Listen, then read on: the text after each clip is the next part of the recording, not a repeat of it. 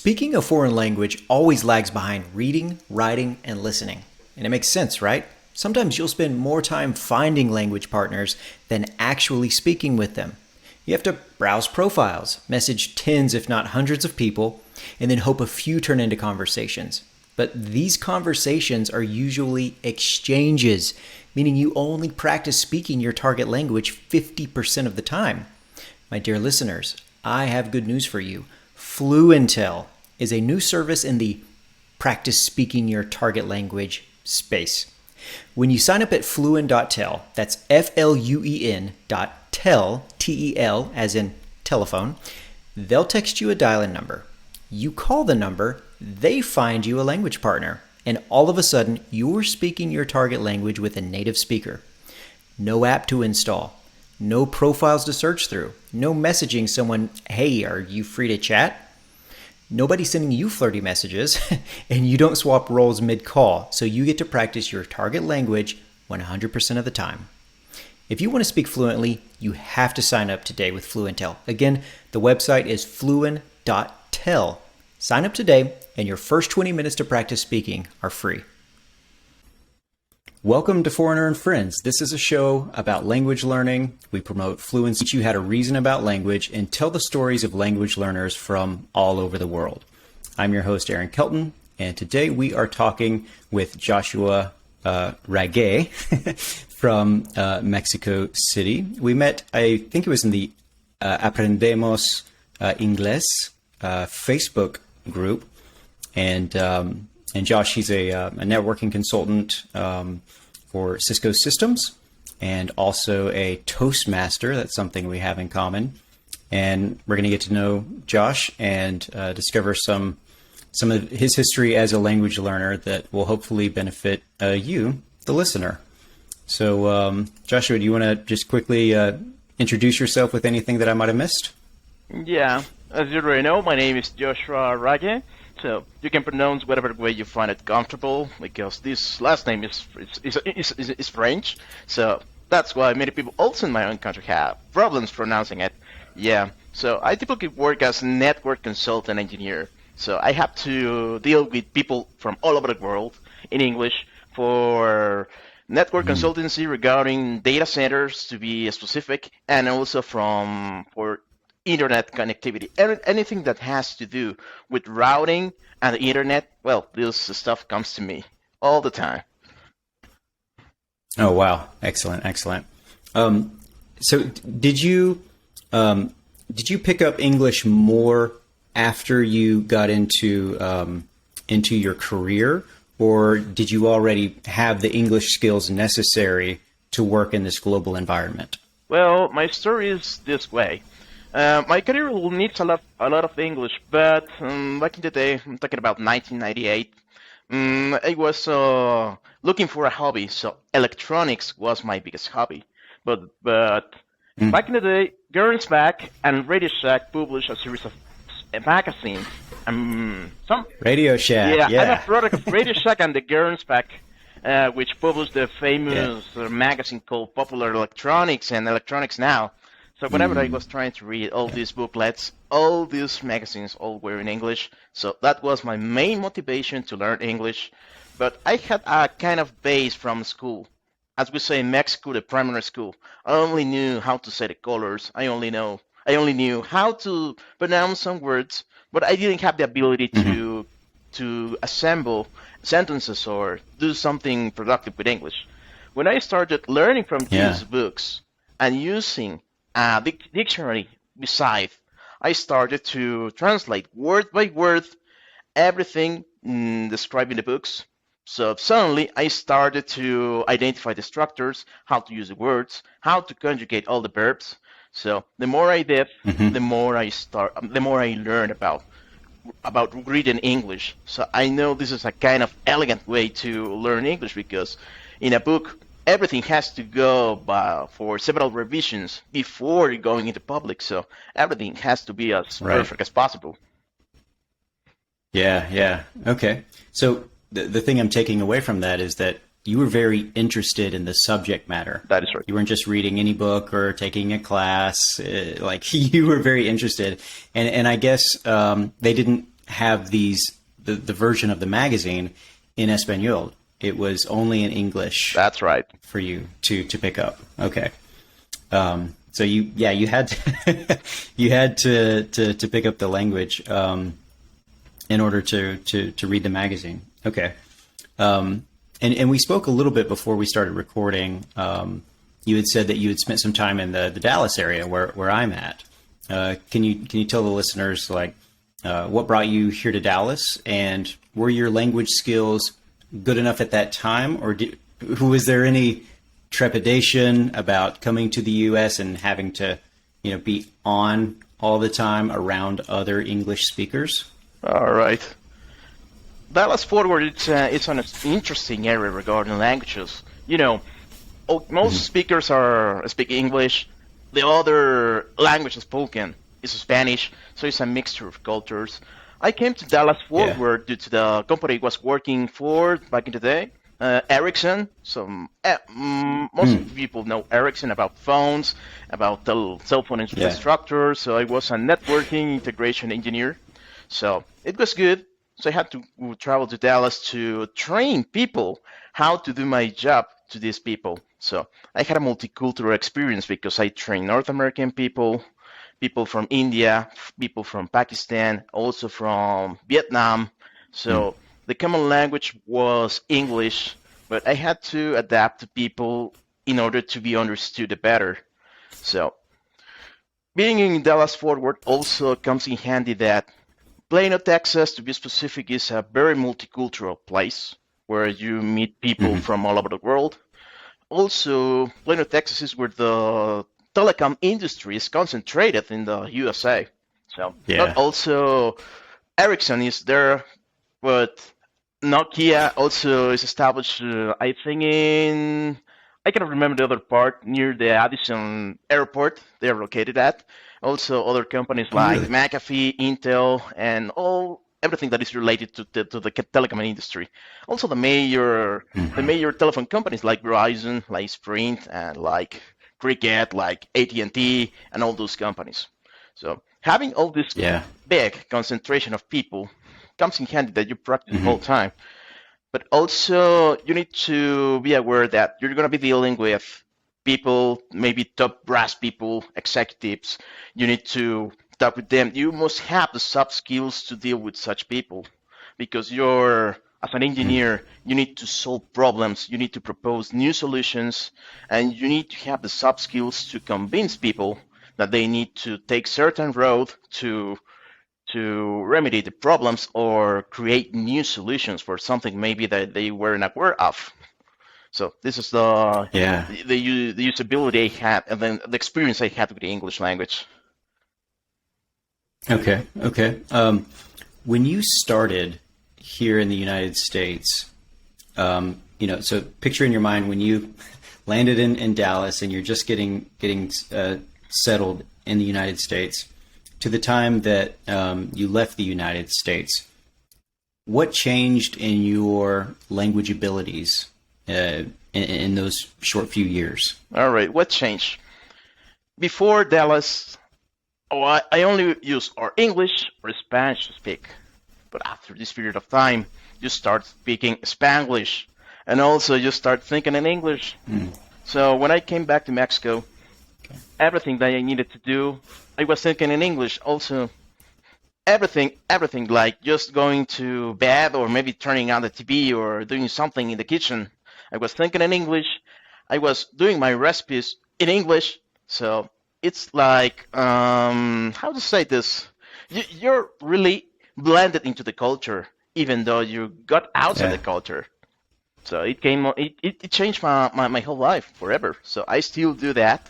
And at my current job, I do that. So whenever I'm in a conference, maybe by Zoom or maybe by WebEx, I think in English the whole time. So many times when I try to speak with my relatives, my brother or my mother, well, I speak in English and they don't get what I try to say. So I need to switch back to Spanish, and okay, I got this into Spanish. But happens to Hispanics like me that maybe you have the idea or the right words in English that maybe in Spanish is not as easy to translate. So you need to translate maybe by using 10 words for something that takes just one word in English.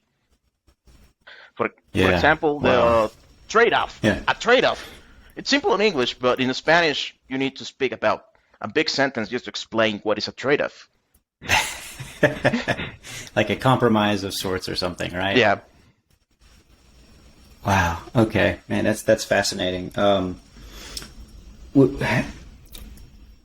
So, before you came to the United States, did you get many speaking opportunities, or was it a shock? Like, was it a shock to come here and have to train other people using that lingua franca, that commonality of English, or did you have many years beforehand where you were already speaking English? And I guess, was it also mostly on calls with English-speaking counterparts for your job, or where you were in Mexico at the time before the United States, did people just speak English in the office, even if it was native Spanish speakers? Okay, it was in a progressive way. So first, I had to learn from the news programs how to speak. So I watched a lot CNN International or BBC World, and I got many phrases and many ways of speaking and expressing yourself. It was at the university when I did that. When I entered into a job, my job back then at Ericsson, first we had the experience using what was called in the day telephone bridge before using this Zoom or video capabilities. So I had to speak with many American people using the bridge. So one of the main challenges you face using a telephone bridge is the audio quality. This is what I call the bandwidth limited English, that maybe you're not getting certain words, or maybe you misunderstood something, so you need to clarify twice or maybe more times what the other speaker said in order to have clear communication. I did that for maybe 6 months. And my first trip to the US regarding my job, well, I felt nervous because I had to be face-to-face with American people. It was during a service migration for Verizon back then in 2011. So I feel comfortable with what I learned from the news programs and also from telephone bridges. And then when I faced the customer, well, I felt comfortable, but I had the nerve. So I was feeling a kind of nervous. But after the very first 10 minutes, I felt 100% comfortable, because the customer was understanding what I was saying. So I felt really great that, well, all my efforts were paying up. Yeah. Yeah. Wow, that's great. So you said your efforts were paying off. Can you paint a picture for me how your life would have turned out if you didn't have, the ability to, or the desire to learn English to the degree that you have? Like, how would life have been differently for you? I think it could have been very frustrating that having a lot of resources about my career, I weren't be able to understand all the books, all the magazines, or maybe all the articles that maybe are published on the internet. For example, the IEEE, which is the Institute of Electronics and Electrical Engineers, everything is published in English, all the new advancements, all the new technologies. And without the ability to understand all the articles published over there, maybe I could feel frustrated, and maybe I couldn't get along with my career. So maybe I could have switched career, maybe to another one, maybe not something that is not scientifically related. Because engineering is 100% scientific career. Okay. Yeah. Right. Okay. Yeah. Thank you. So you're in Toastmasters right now still, is that correct? Yeah. So when did you join Toastmasters, and do you give all your speeches in Spanish, or is there a mix of English as well? It's in English, 100%.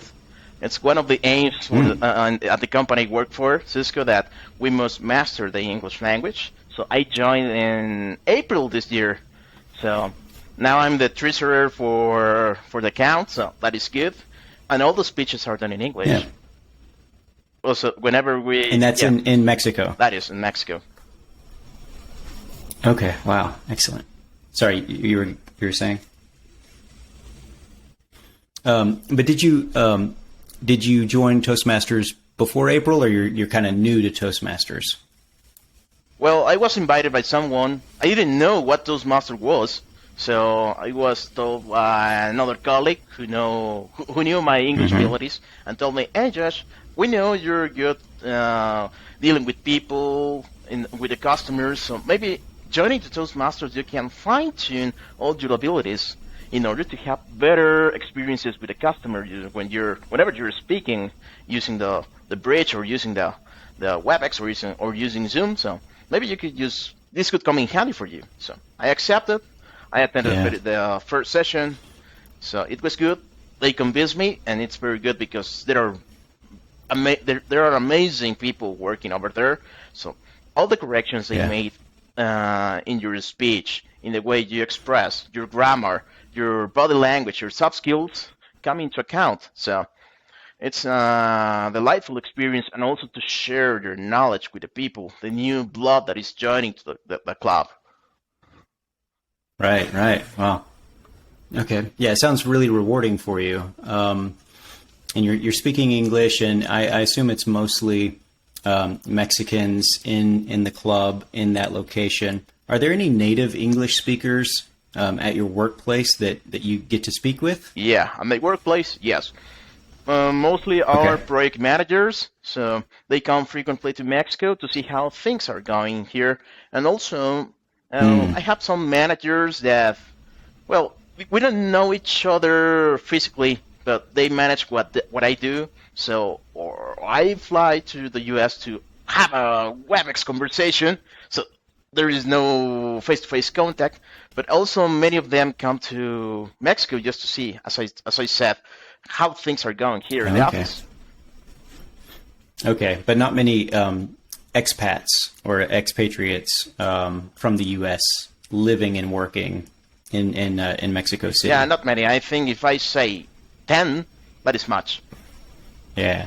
Oh, really? Okay. Wow. So it's much different. Like you've lived here in the Dallas Plano area, where it's just a melting pot. You know, tons of people from all over the world living and working in one place.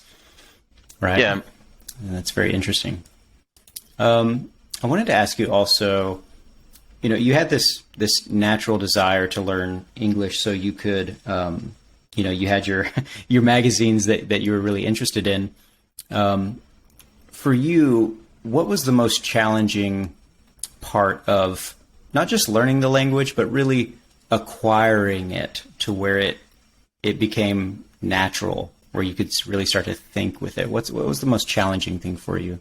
The most challenging thing was the listening, and the listening, especially the phone conversations. To be honest, my very first interview in English regarding a job interview was in 2006, and it was a disaster. I wasn't prepared for, because I couldn't get all the ideas through the telephone. We didn't have these tools that we have today, but in order to train properly for that, I had to rely on another resource maybe many people don't use. I like to listen to the air traffic control communications. Why? As I said before, the bandwidth limited English, the audio quality maybe is not as good as we are speaking right now. But listening to the air traffic control, you listen to different audio qualities. You listen to what pilots are communicating to air traffic control, and you're trying to decode what they're saying. So the more you do, maybe at the very first, it's challenging. But the more you do, maybe after 1 month or maybe 2 months, you start getting all the ideas that they're expressing through the radio. So another resource I used in the same period, 2006, was podcasting, when these little iPods were famous. So I downloaded as much podcasting as I wanted. So I downloaded from CNN, I downloaded from Discovery Channel, also from BBC World. And I listen every morning all the podcasts that I downloaded, so that trained my ear for all this listening. Because listening through just one ear is way different than using both. So also this is a challenging experience for me. Using one or using both, it's totally different. Can you say more about that? Like, what was the reason for only having one earphone versus two?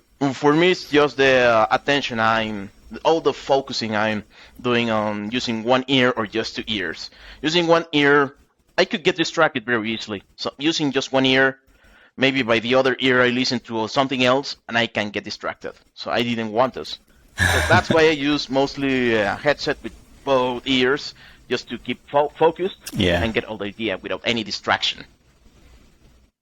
Okay, nice. When you were listening to air traffic controllers, is there any interest that you have in air traffic control generally, or was it purely for deciphering what was being said over the airwaves? All right. Regarding this, I've been always fascinated by aviation, all that stuff. So I had a prior knowledge on how the air traffic control communicates between air pilots, between air traffic control towers, and related. Therefore, with that prior knowledge, I thought, well, I think this is the best way to practice my listening. So this curiosity led me to search on Google and found a website with all the live streams regarding the traffic controllers, and that was it. I started to listen into it, and that did the trick. Yeah. Wow. Okay. So again, something you were interested in, something that fascinated you, was motivating. Mm-hmm. I think that's another takeaway that I'm having here. Okay. So you were able to read from the magazines, look up the words, air traffic control and podcasts. You're able to listen. What was the key for you to be able to speak the language, for a native English speaker to be able to understand you? All right. The key was to kind of copy paste from what I've learned from the news programs and replicate to the native speaker. If I listen to certain phrase or certain sentence or certain use of certain words in the news program, I duplicate it to my daily activities, and I was able to express my ideas more properly to native speakers. Nice. Okay. So replicating, or what was the word I think you used with me when we were messaging? Imitating. Yeah, imitating. You said you're a good imitator. Yeah. Right. Okay. That's great. Do you still actively try to improve your English, or do you think you're good enough now that you're just using it and any improvement is just a side effect? It's a side effect that you never stop learning. Whenever you're watching a series, or maybe you're watching a TV, or maybe you're traveling back to the U.S., I'm 100% sure you're going to learn something new in that trip. And it happens to me. On every state I learned something new all the time, every day, from native and also from non-native speakers, that those words or those sentences came in handy when I tried to express something, especially when using some idioms that maybe people trying to use just a formal language or elegant language to express something. Maybe you could express something in just one phrase. So whenever I was in a situation with native people over there in the U.S., every day I learned something new. Yeah. Okay. Nice. So if you had to learn a completely new language, and let's say, we're all busy, but let's say you got an extra hour every day to learn a new language, which language would you want to learn, and why? All right. In my case, I'm thinking about the Swedish language. The Swedish? Okay. Yeah, the Swedish language, because it has similar, well, as far as I've seen, it has similar structures with English. and also kind of similar wording, but the way they express, the Swedish express their ideas, also similar to English. Okay, we know it's a Germanic language, so I think knowing some English for learning some Swedish comes in handy regarding structures or the way the words are written. Yeah, nice. I agree with that. I've kind of started some Italian, and knowing some Spanish definitely helps. Yeah, indeed. You know, it comes in handy. That's really cool. So, what parting advice would you want to give to somebody, either a young kid or a young adult who's just really getting started in life, when it comes to picking up the English language or language learning in general? What advice would you want to give to that person? Okay.